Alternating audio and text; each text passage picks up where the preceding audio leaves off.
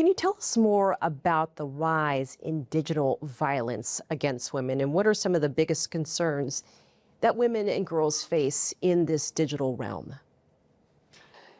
Right now, we know, for example, that 1 in 3 women have faced intimate partner violence at least once in their lifetimes.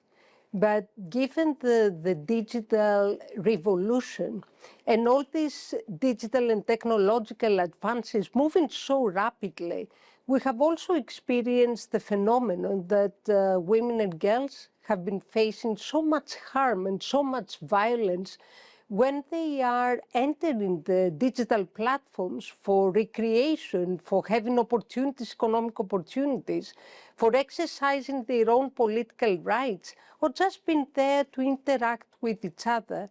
But we see that there has been so much harm against them.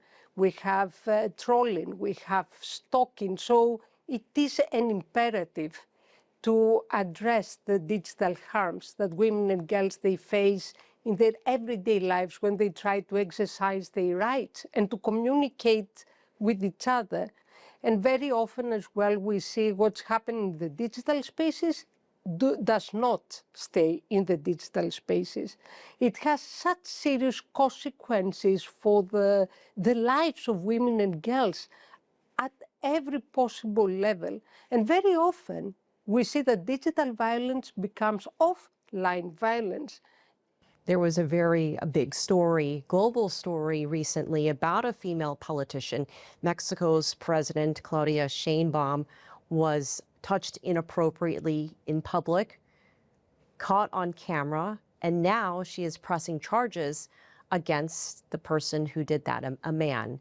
How important was it for the world to see her take action in a very public way?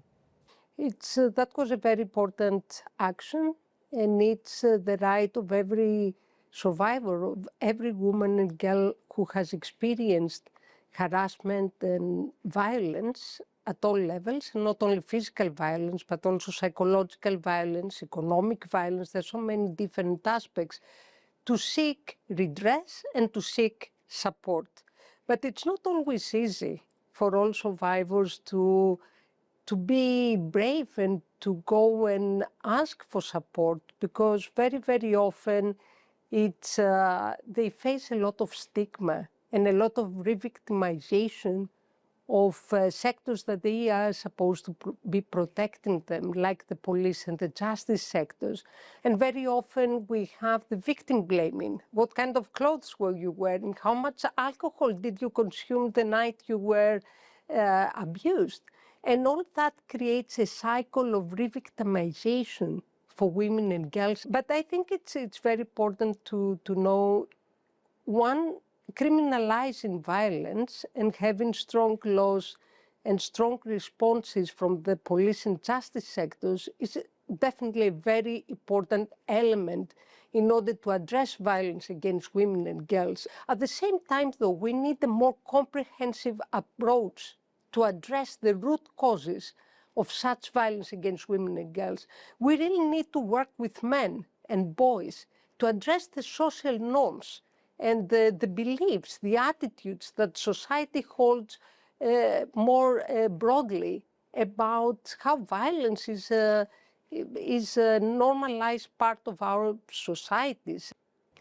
We are living at a time where budgets are shrinking, governments, local municipalities. How are aid cuts impacting the fight to end violence against women? And many organizations which are designed to help end violence seem to be struggling with funding. How much of a concern is that? We have recently published a report called At Risk and Underfunded. And from this report, the findings are really, really alarming, because we have more than 30% of the organizations that they reported back to us, they have to scale down their operations, and there we're talking about life-saving services. So when survivors have nowhere to go to after they experience violence, we know that violence is going to get escalated, and it's going to create consequences for the lives of these women and girls that we may not be able to reverse easily in the longer term. So we have the statistics, but at the same time, we're talking about real women and girls behind these numbers, that they have nowhere to turn to ask for support, and they face serious problems to live an abusive relationship because very often they don't have the economic resources. This year marked 30 years since the landmark Beijing Declaration. We recently saw a global women's summit in Beijing. Talk to us a little bit about the priorities as we move closer to 2030 and the progress being made. Also, what needs the most attention as the push continues for gender equality? I have to say that we have seen some progress since the pivotal moment, the original pivotal moment of the Beijing Platform for Action. And that shows that progress is feasible. So we see more girls at school.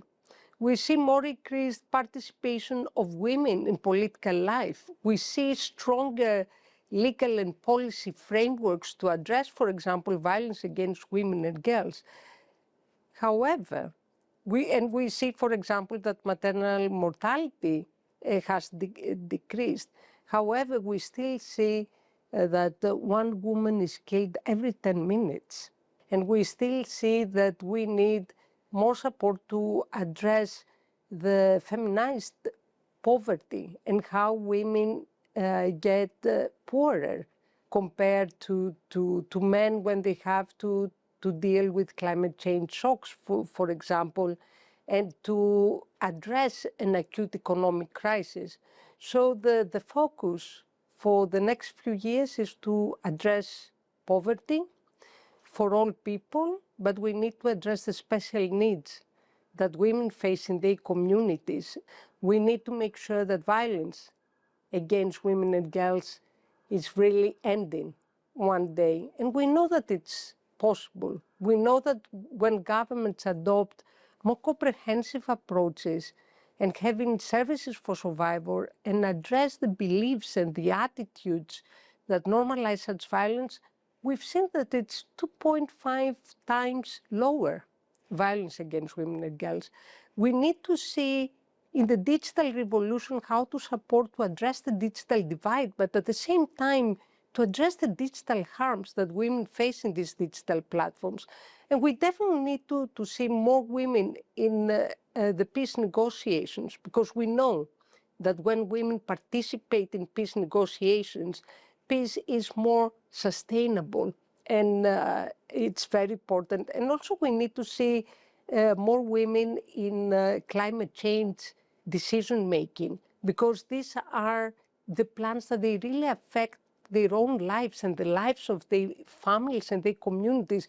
And very often we see that women, they know really well how to address this kind of risks that their families and their communities are facing. Ms. Kalliopi Mingeirou, thank you for joining us. Thank you so much for having us here.